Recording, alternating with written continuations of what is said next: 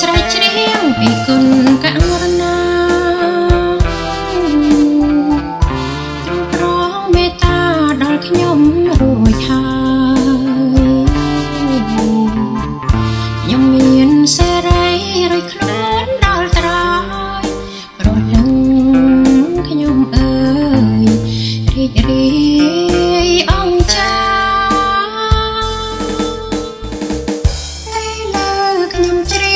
រងំក្នុងចានសរសើរព្រះពិនទ្រង់មានមេត្តាបើខ្ញុំមិនគួរទ្រង់ប្រងសងណា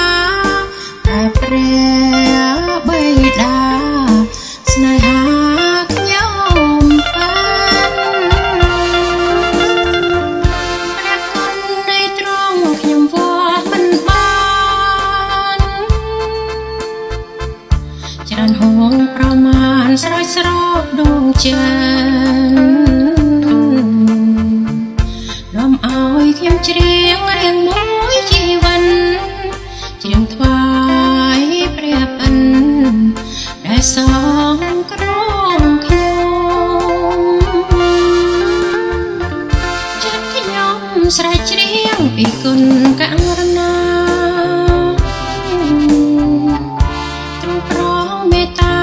ខ្ញុំរួចហើយខ្ញុំមានសេរីរួចខ្លួនដល់ត្រើយរលឹងខ្ញុំអើយរីករាយអង្គចា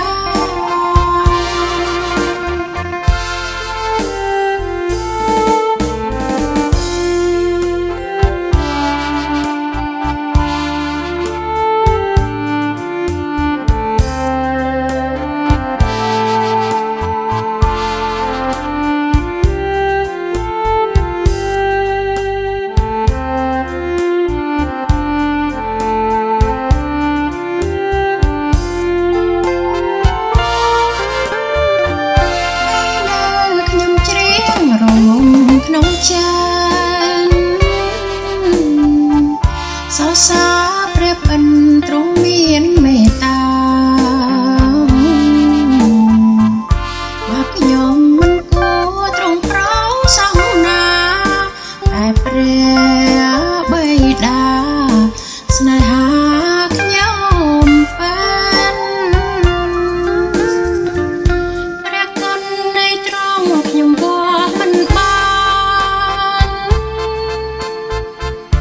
ច្រើនហួងប្រមាណស្រោចស្រពដួងចិន